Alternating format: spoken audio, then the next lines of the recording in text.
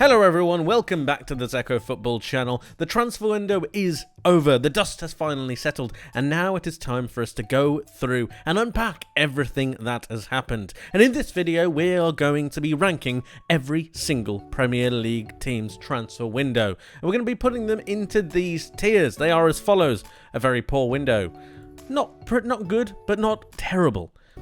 Middle of the road, not great, not bad. Pretty darn good. And obviously, the best of the best. We're going to be putting them into these categories, and we're going to be getting started. But before we do, if you are new to the channel, please make sure that you subscribe, you like the video, and you turn on those notifications, because it really helps me out, so I would really appreciate it. Thank you. Right, let's get into it.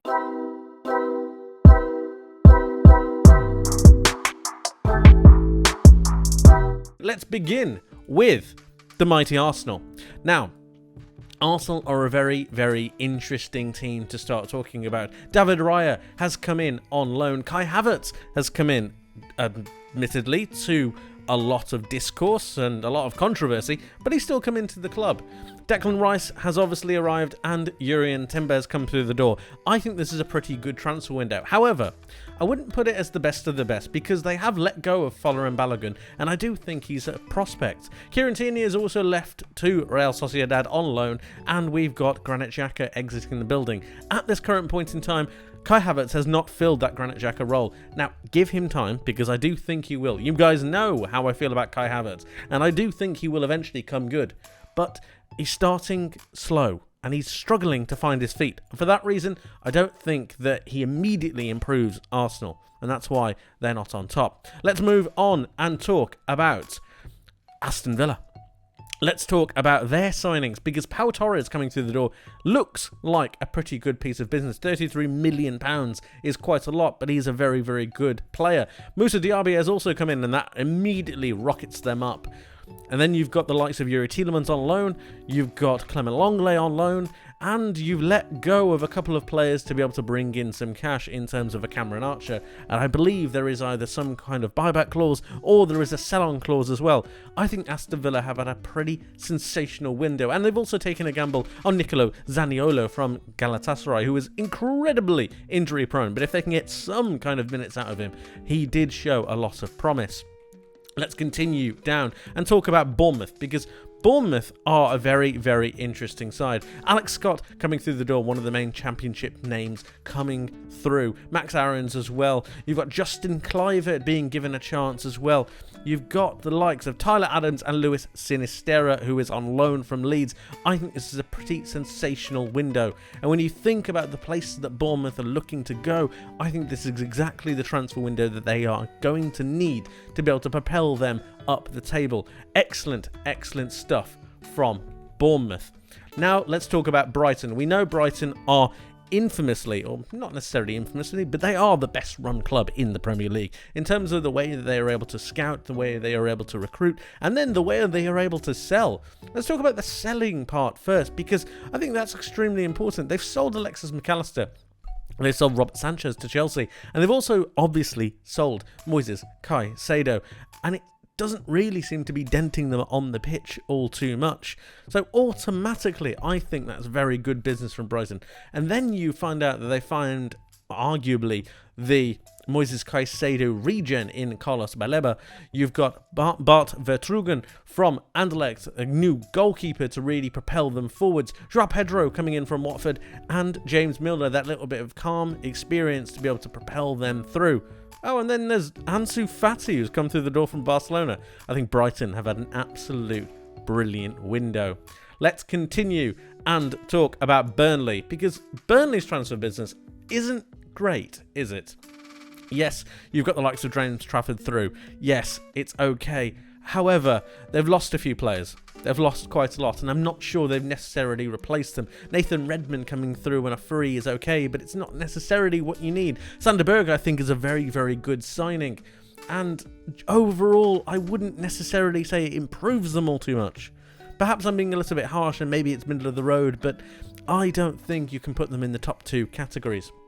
Now, let's go and talk about Brentford, because they've obviously lost their main goalkeeper in David Raya, and that is a big, big blow. But they have brought in Nathan Collins and Mark Flecken to try and replace Raya. I'm sure they would have been aware of the fact that Raya wanted to leave, and overall I think that's a pretty good piece of business. Kevin Schade has completed his move permanently to Brentford, and I think they've done okay. Neil Maupay on loan is a questionable one for me, and I'm not too sure why he's decided to. I'm not too sure why Brentford have decided to take the punt on him when Everton couldn't really get anything out of him, but that's fine. Neither could Brighton, but that's a different question. It's a different topic for a different video. However, I think that Brentford have done okay. I think they could have done better, but overall, I'm not going to be complaining all too much. Now let's talk about the main one.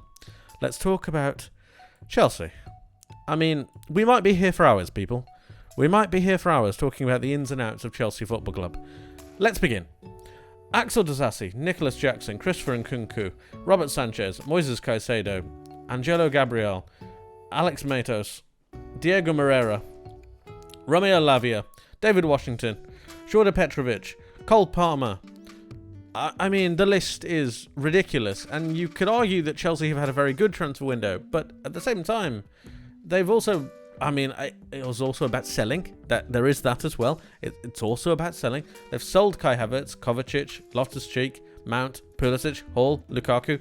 I'd argue that Chelsea haven't had a brilliant window because I don't like the fact that they're selling their main academy prospects. Lewis Hall was dubbed to be one of the new players to come through at Chelsea. Mason Mount was another academy prospect. And it just seems a little off. Loftus-Cheek is another one as well. It seems a bit weird. Romelu Lukaku, that's just lingering on, isn't it? And I'm not sure Chelsea have a strategy of where they want to go. It appears like they have a profile of under 21 or around about there. And if they have any sign of prospect whatsoever, sign them because they might come good. And I'm not necessarily sure that is a model to be really working in this day and age. Who knows? Perhaps I will be proven wrong, but at the moment, I'm not sure that you can call Chelsea's transfer business pretty good. But at the same time, the quality of the players that they brought in, it's only a matter of time before Mauricio Pochettino is able to make it work. So I suppose there's that, but really, it's a little bit disappointing. Let's talk about Crystal Palace, because Jefferson Lerma has come through the door from Bournemouth.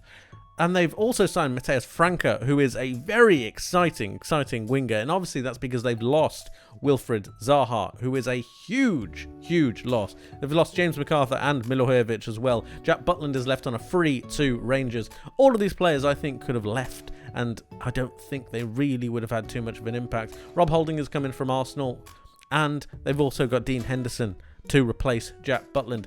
I'd say this is a pretty good window from Crystal Palace.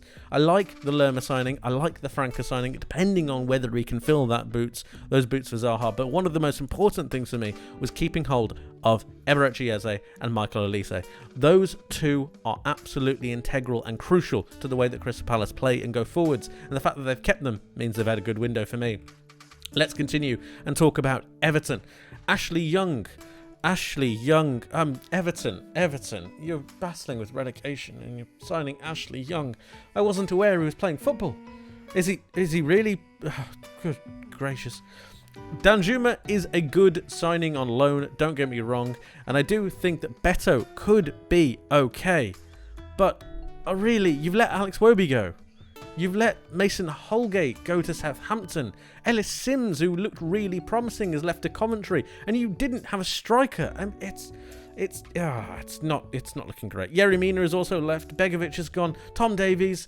It seems like everyone's jumping ship, and the players that they're bringing in are 30-odd-year-old Ashley Young, and it doesn't fill you with confidence. Now, don't get me wrong, Beto, I think, will be fine. £25 million seems okay, but there's a lot of pressure on his shoulders. There's a lot of pressure. And then you have a look at Danjuma, who might be able to score goals. It's not enough for me. It's not enough. And for that reason, they're in the first negative category, I would say. Fulham. We need to talk about Fulham. Fulham. Mitrovic was your guy. He was the guy. And I really question how you're going to score goals now. I really do. I wonder what's going to happen. How are you going to be able to create chances? Now, obviously, they've been able to score goals. And then you look at Raul Jimenez. And then you look at Alex Iwobi. And all of a sudden, Adama Traore has come through the door. No, no, you're not going up a rung for that. No. You're not going up a tier for that one. But I think that that's generally overall good business. I worry about Jimenez being the only main striker. I know they have Vinicius. I am aware Carlos Vinicius is there. However, I think it's a bit much. And for that reason, I'm not going to put them any higher. But they've dealt with the Mitrovic situation pretty well. And the money they've got from they've reinvested into the squad to bring in a good player like Alex Iwobi. I rate Alex Iwobi and I think he's a good signing. But the Mitrovic one is a blow. Let's talk about Liverpool on the other side of Merseyside. And they've done all right, haven't they? Really. They've let go of Jordan Henderson for a ridiculous amount of money. They've let go of Fabinho for a ridiculous amount of money. This is all comparative to how old they are and what other players are going for. Roberto Firmino has also left. Naby Keita has gone out.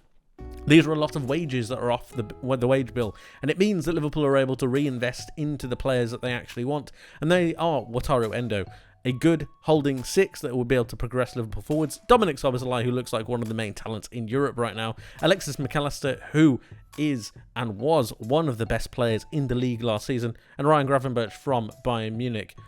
All of this makes and equates for a fantastic window, but I don't think it's quite there. I think Liverpool could have done with signing one more player. Either a centre-back to reinforce and bolster Van Dijk and Matip, and obviously Konate, or a new central defensive midfielder, a young player who's able to progress forwards. Now, if you've watched my Ryan Gravenberch video, and if you haven't, I encourage you to do so, you'll know that I believe that Jurgen Klopp could transfer Gravenberch into that holding six, but if he doesn't, they're going to be left short there. And although I know that Alexis McAllister can play there, and although Curtis Jones can also play there, and Trent Alexander-Arnold could also go there, none of them really understand the role the way a proper player does, or the way a player really wants to play there does. Moving them into a situation makes and causes time, and it needs time, effort to be able to make that position their own. And I'm not sure Liverpool have that time, especially if they're looking for a title challenge.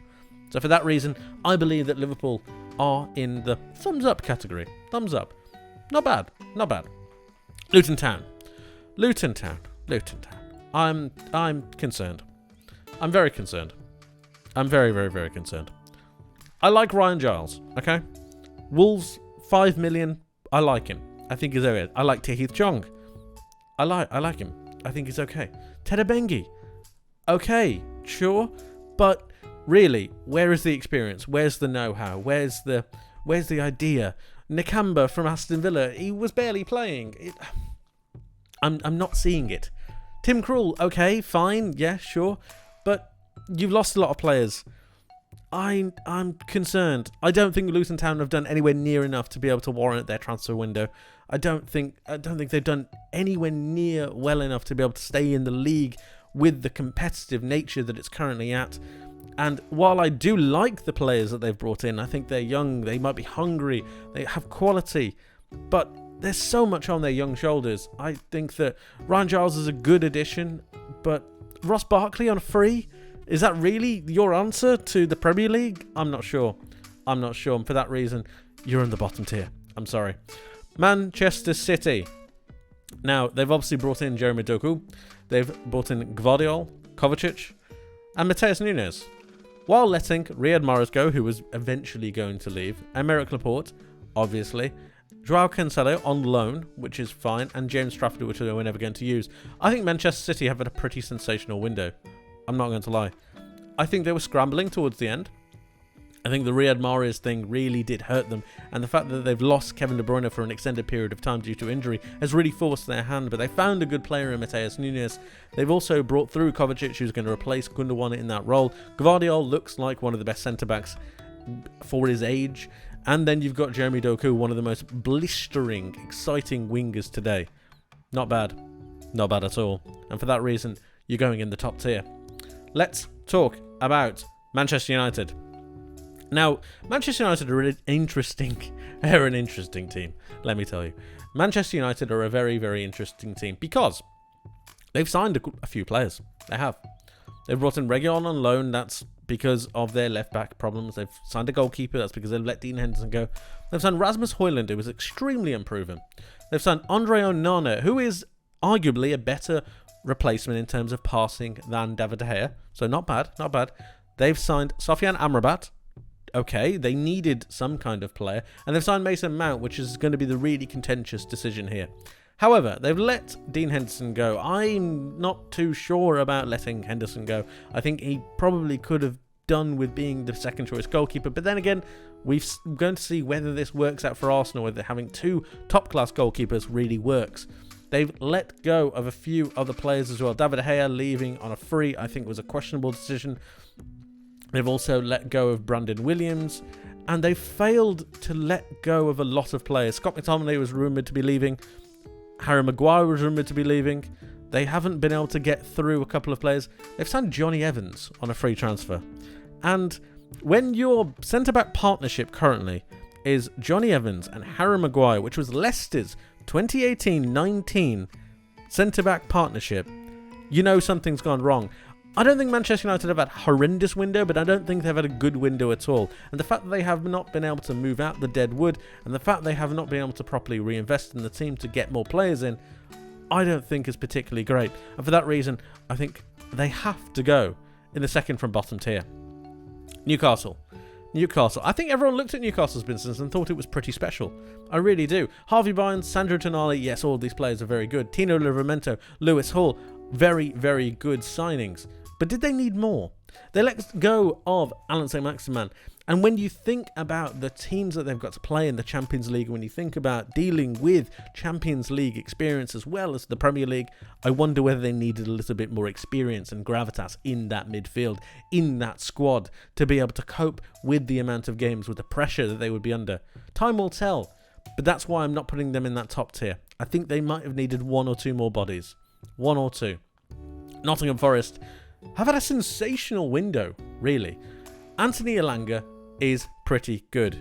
That's a good piece of business. We've talked about Nottingham Forest being one of the best transitional teams in the league this season, and that's exactly what I think they're going to be. They've brought in Andre Santos on loan, Nuno Tavares. They've also brought in Callum Hudson-Odoi. Good wing options. They've also brought in Sangare from the likes of PSV Eindhoven. They've brought in Divock Origi. Now, Divock Origi is not necessarily going to set the world alight. However, I really do think that they've done a good job at replacing certain players. Brennan Johnson is going to be missed. However, he can be replaced. And for that reason, I think Nottingham Forest have done some very, very good business. Very good indeed.